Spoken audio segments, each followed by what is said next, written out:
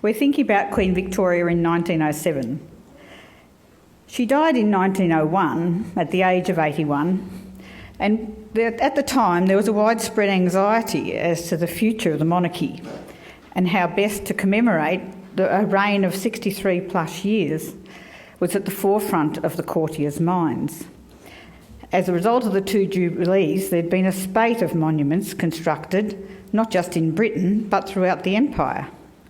Lord Esher had the novel idea to publish the Queen's correspondence.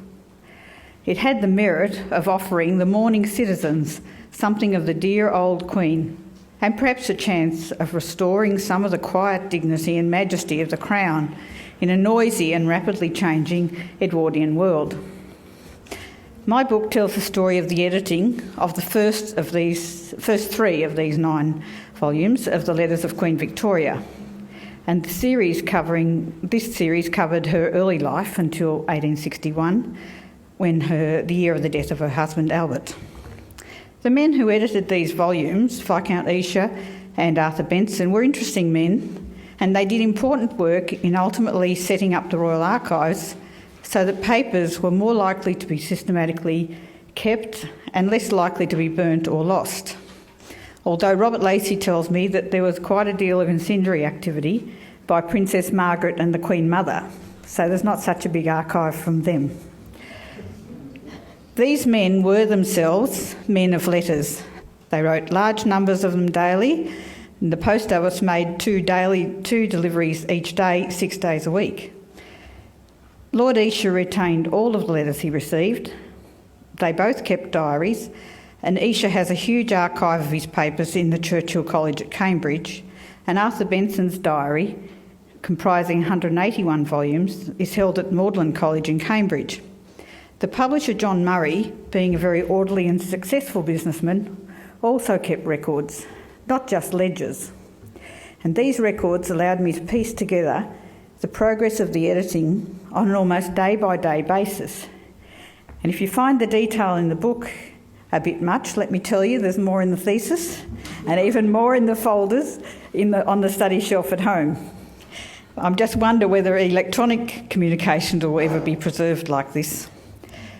But when Benson and Esher began their work, they were confronted by a system of archiving which had been set up by Prince Albert in 1840.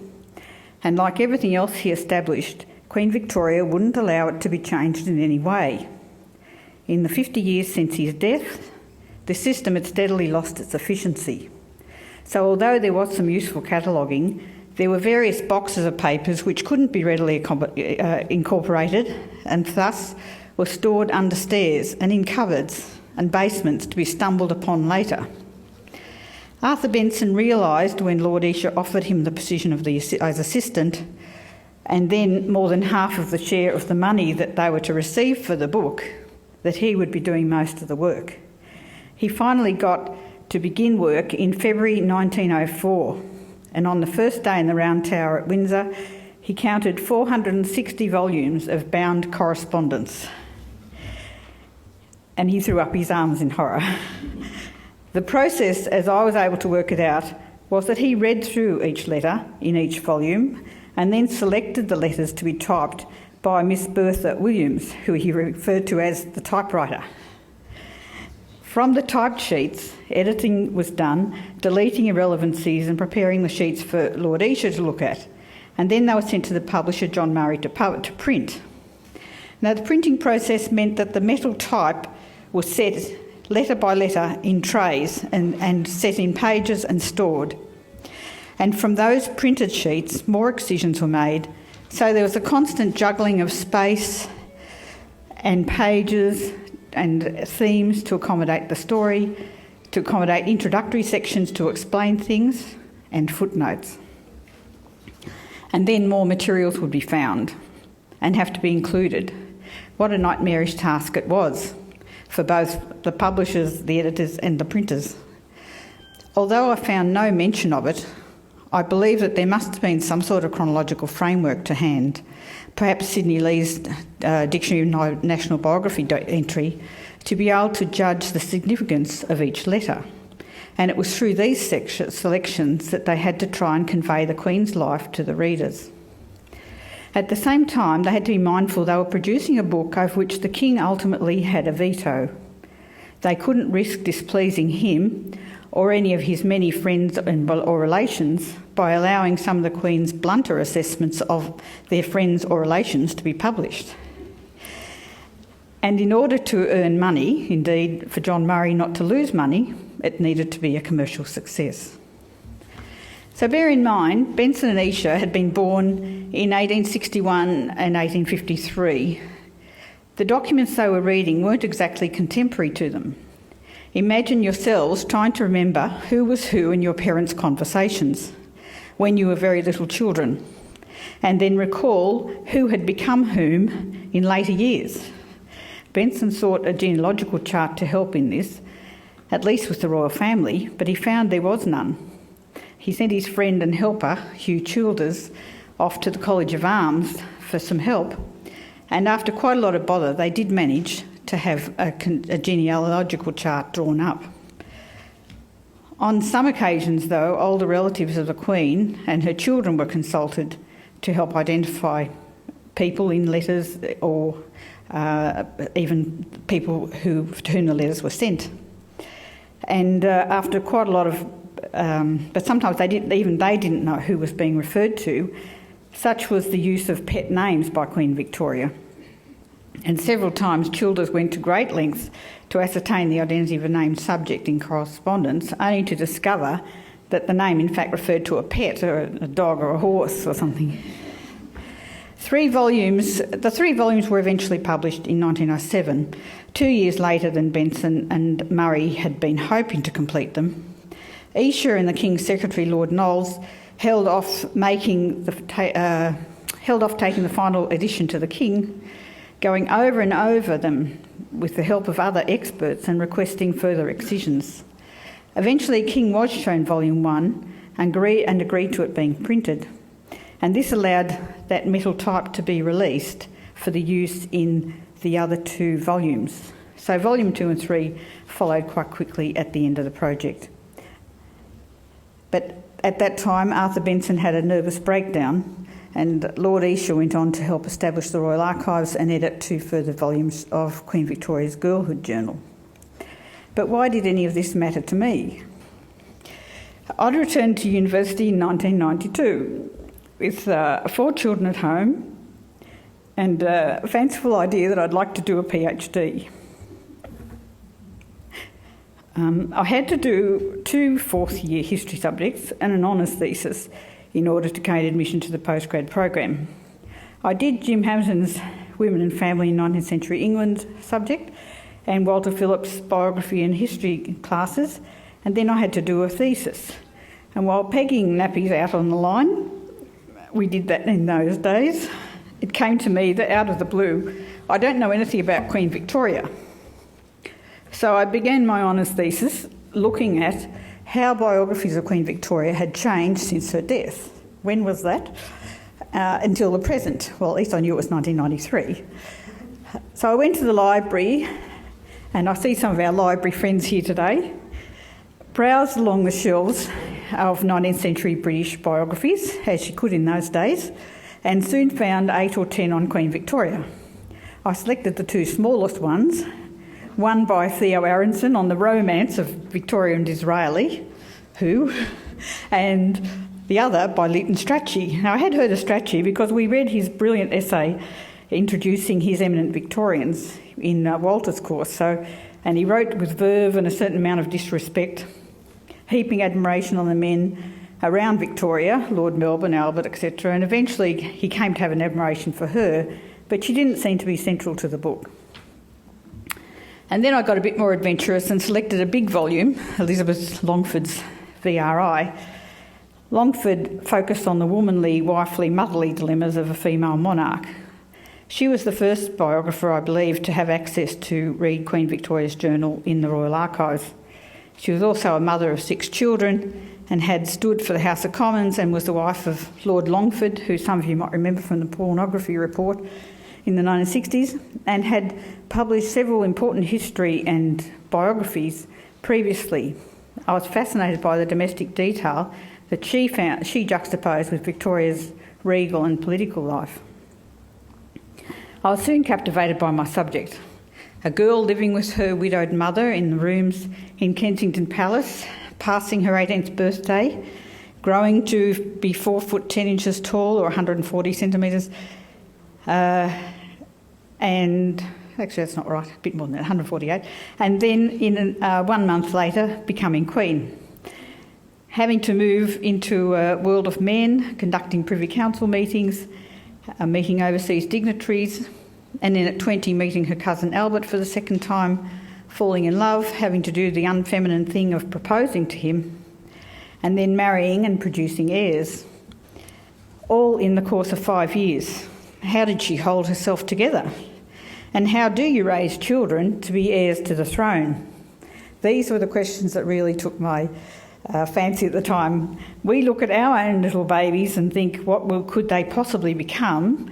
We don't look at them and say, how do we fit these square pegs into those round holes?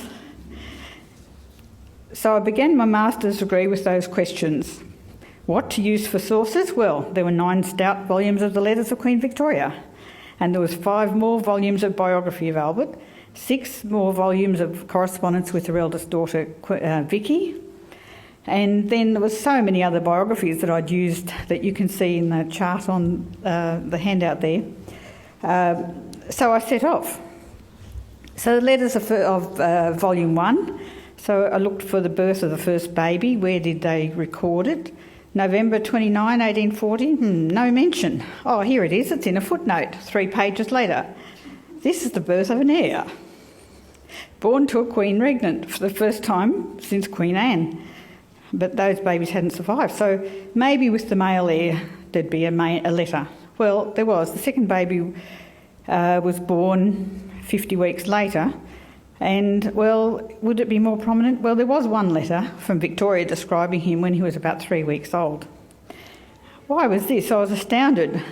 But I was also a bit worried because where was I going to find out about how Victoria felt about babies and heirs? So back to the library again, and a librarian who knew the collection, another one of those treasures, Margot Hislop, she found what I needed, the Director of British Archives. We looked up the Royal Archives, Windsor Castle, the registrar, the address, wrote it down. Access, only bona fide scholars need apply. Undergraduates and postgraduates not admitted. Well, what if the examiners don't know that and fail a thesis for lack of specific primary materials? Maybe a letter if I could put a letter in the appendix from the registrar explaining that would mean the examiners wouldn't fail the thesis. So I wrote a letter requesting access to Victoria's journal and a few memos to do with the education of the children, backed up by a support letter from my supervisor, and sent it off in August 1997. And in September came back a 2-page reply detailing how students weren't admitted, and under the circumstances, though, they decided to allow me in for 3 days. But I had to stipulate the years of the journal because I couldn't possibly be granted enough time to read the 24 years I'd requested, wrote Lady Sheila de Belager, who was the registrar. I couldn't believe my luck. Now, I then had to recruit Mum to come to Melbourne and to help Roy with the children while I was away, and to organise an airfare and expenses, apply for a grant. There's a new thing. Then work out an itinerary for this one and only trip. And I had to visit Osborne House, of course, because Victoria and Albert had built that as a family home, and I go up to Balmoral too because they built that. And then there was a suggestion to give a conference paper in New York on the way from Professor Helly, and then another one in London. And, well, maybe I should go to Germany and have a look at Victoria's letters to Vicky. I finally arrived in Windsor on the Monday before Easter in 1998. I found my way up to the castle gate, timing the walk the night before so I wouldn't be late the next morning. And I arrived with my exercise book and pencils. I knew there was no pens allowed in the archives.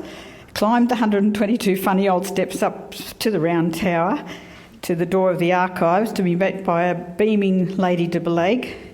I was puffing like a steam train. After signing an agreement not to publish without their permission nor to share any of the material, I was shown to a desk, and there on the stand were the 5 blue volumes of Queen Victoria's journal as a starter. And there were several other volumes several volumes holding requested memos. So there was one other researcher working at another table, and I began reading January 1840, a month before Victoria and Albert's wedding, and over the next 3 days got through to November and the birth of the first baby, Vicky the Princess Royal. The following November, the son and heir Albert Edward was born, and there was plenty of detail there, even though this was not Queen Victoria's original diary. The original one had been burnt by her literary executor, Princess Beatrice. So what remains is a neatly written version of Victoria's journal with material taken out that may hurt feelings or give offence, as deemed by the Princess. She rewrote that journal over 28 years, burning the original volumes as she went. She wouldn't be persuaded to seal them or store them for 100 years, although many people tried to persuade her that, including King George V and Queen Mary and Lord Esher. So no one quite knows what was lost, and we just have to assume that what's been restored, what is there, is reliable. Lady Sheila suggested on the second day that I might need more time to read that 5 years. I couldn't agree more. So she booked me in for another 4 days after Easter, and there are a few more adventures over that next 6 weeks as I visited Osborne House, Balmoral and Germany. Without any German, I must say. On the flight home, I realised the Victoria of the journals was much more real to me than the Victoria in the volume of the letters. She described herself running upstairs to bring the baby down to show Lord Melbourne before the Privy Council meeting, and knitting booties for her own and her cousin's babies, and later standing at the window with her newborn son in her arms, the little girl on a chair as they watched Albert ride off to inspect an army regiment. Feeling some pride, but I imagined with mixed feelings, thinking I'm the monarch, but today motherhood's overriding that. I had written a paper on Victoria's motherhood for a journal before I left, but when I got back I requested to have it returned to be revised substantially, and I'd thought of that graph, which you've got a copy of, as a way of setting out the frequency of the pregnancies. And so when I was reading about her political crises or assassination attempts or tours, I had some idea of where she was at in terms of gestation and pre and post pregnancy, or even anxiety about another pregnancy. The mismatch between the Victoria of the letters and the Victoria of the journals sent me off in 2 directions. One, to find letters she wrote to other women during those 5 years to see if I could corroborate Beatrice's Victoria. And secondly, to look into the publication of the letters. How come there were almost no letters from women in there? Victoria had a half-sister who she corresponded with and several cousins and aunts. And they visited her, so of course there was lots of letters from them. But where were they? Well, they were in Brussels and Eikenzell and Coburg and Longenburg and Lisbon and Wales, and a few more trips were necessary. My research questions about Benson and Esher as editors began now too. Their biographies were hugely interesting, but had little mention of the editing of Victoria's letters. But the biographers had used papers at Cambridge, and so I applied to go there. So much material, I felt like Benson in the round tie saying, "Que faire?"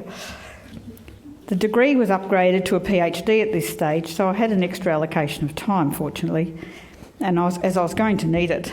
The motherhood, her anxiety about the rearing and survival of the children, Albert's ascendancy within the household, within the palace, and then within the monarchy were all still really important questions to me. And those editors and their work needed to be pieced together and the women's letters tracked down. So somehow it all rumbled along, although it was a little bit like herding cats. I had a wonderful experience working in the Murray Archive in Albemarle Street in London. It was the site of the publishing business since the 1880s, I think. Such material and working environment, with Byron shirts in display cases and Charles Dickens inkwell and quills in another, and lithographs and portraits around the salon. John Murray VII and his wife Virginia were there answering questions over lunch and showing me through the ledgers and talking me through the printing procedures. It was hardly like hard work. In January 2002, I thought I was nearly there with the dissertation, although when I tried to restructure it yet again, David Day who was in the room next door to us at the time, characterised it as trying to fit the head of a dog onto the body of a cat. But the multiple aspects all still interested me immensely. Towards the end of January, I had an email from Virginia Murray. She knew I was nearly finished, but she wanted to tell me that they'd been cleaning out a warehouse in Grantham, and they'd come across 3 fat files with the title, Letters of Queen Victoria. Was I interested? They needed to be cleaned up, nothing like a bundle of dirty letters, but because they'd been in storage since 1920, she thought. So back to London I went, and Mr Murray had kept all the letters from Benson and Isha and Lord Knowles, and many of his own outgoings were on that onion paper, carbon paper that some of you might know. So now I could complete the picture in even more greater detail, because amongst this collection were 5 foolscap pages marked Excisions from Volume 2. They comprised a succinct list like, page 45, the King said, ... of the people, end of quote. Page 58, all things, ... until now, close dot. So then I had a challenge. These were Isha's and Lord Knowles' excisions, although Benson and Murray thought they were the King's excisions. But what was in those ellipses that had been taken out? It was good fun trying to find all that material. I began by trying to find a gap on page 45, and sometimes they were marked and sometimes they weren't. Identify the writer of the letter, find out where the original was held, then go and locate it and read it. There was an awful lot of them. Some I couldn't work out because the page numbers had changed from the manuscript to the printed volumes, but there was lots of them I could, and some of them seemed completely pointless. Most of them seemed, as Benson said, thoroughly unnecessary, and some even to make wrong what had been written by Victoria. But inevitably he was overruled. And some of these details are in the book, and even more in the thesis. It was a difficult stretch to bring the strands of the research together, and although I wasn't entirely happy with the conclusion myself, fortunately the examiners were, and with John Hurst's help and the publishers at Black Ink and One World, they too have helped me to produce the book that's here today. The main argument of the thesis for me came to be that published sources are selections. They have to be seen as products of the editors, the perspectives, their experiences, their reasons for producing them, and even their personalities and their times. Benson and Isha could hear men's voices much more clearly than women's. They found them much more interesting. They even said the women's letters were trivial, so no wonder they weren't there. And Strachey relied so much on Benson and Isha's letters, it's no wonder his biography has a similar ring to it. Already some historians have criticised this point in my book, but I still think it's a case. And the question is, what difference does difference make? As Ogden Nash wrote, as a man is, so he sees. And I think that's true. It's not that one view is more valid than another's, but just that biographers have to be sceptical of the selectivity of editors of published primary sources. Thank you.